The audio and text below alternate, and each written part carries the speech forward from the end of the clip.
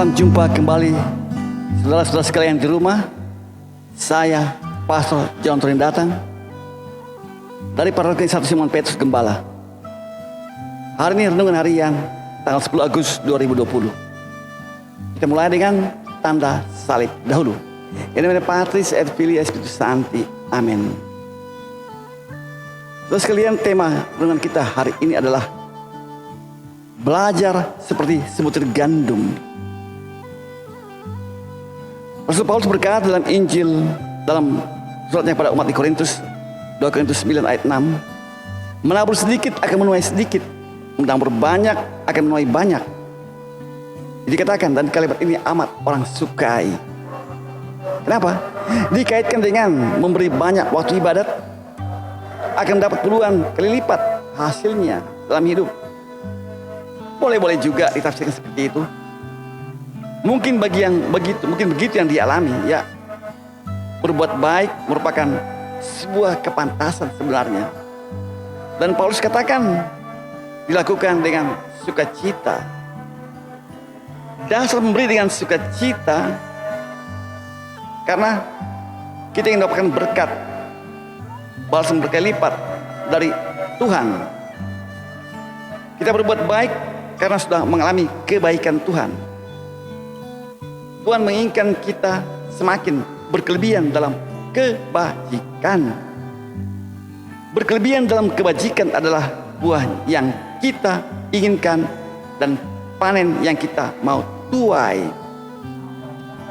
Tak ada kaitannya dengan penghasilan. Kalau toh terjadi, ya boleh-boleh saja orang bertambah penghasilannya. Hal ini jelas dikatakan dalam Injil hari ini, yaitu sebutir biji gandum harus mati dahulu supaya bisa menghasilkan tanaman gandum, dan akhirnya panen gandum. Itu yang dikatakan agar berbuah banyak. Yohanes 14 ayat 24. Bahkan lebih dahsyat lagi, barang siapa mencintai nyawanya akan kehilangan nyawanya. Ayat 5. Jadi kalau kita memikirkan di dalam kerangka tabur tuai, yaitu mendapatkan penghasilan berlimpah-limpah karena memberi di dalam ibadat, maka jangan sampai kita lebih memikirkan nyawa kita sebenarnya. Memikirkan hidup kita itu penting karena Tuhan menganugerahi kita hidup. Namun hidup kita adalah hidup di dalam Yesus. Harus jatuh ke dalam tanah seperti biji gandum, harus hancur dahulu, yang berarti berada pada jalan salib. Pilihan kita adalah melayani Yesus. Apa itu? Melakukan pekerjaan-pekerjaan yang Dia lakukan. Pekerjaan yang Yesus lakukan adalah pekerjaan-pekerjaan keselamatan. Pekerjaan-pekerjaan yang membuat orang menyaksikan kuasa Allah. Pekerjaan-pekerjaan itu tidak menuntut keberhasilan.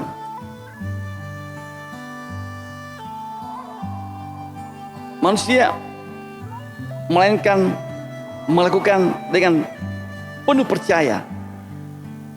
Jika percaya akan kuasa Allah, yang berarti kita siap menjalani kesulitan dan kepahitan, dan bukan cerita sukses, apalagi menghasilkan kelimpahan.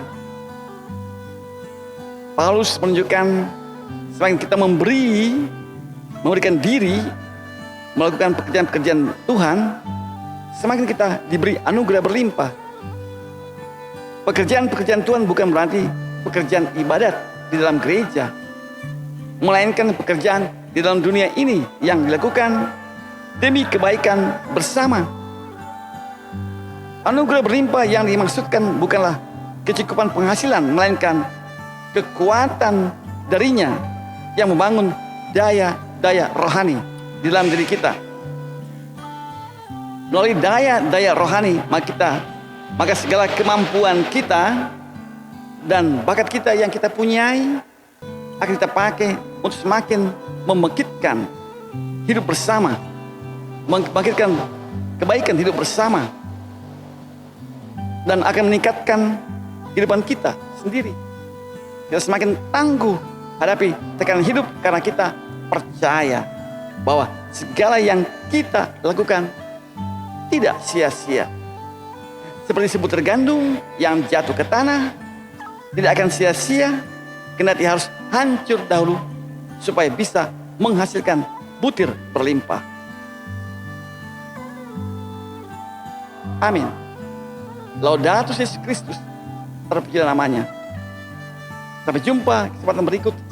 Saya, Pastor John Torin datang dari Paroki Santo Simon Petrus Gembala, Sungguh Minasa.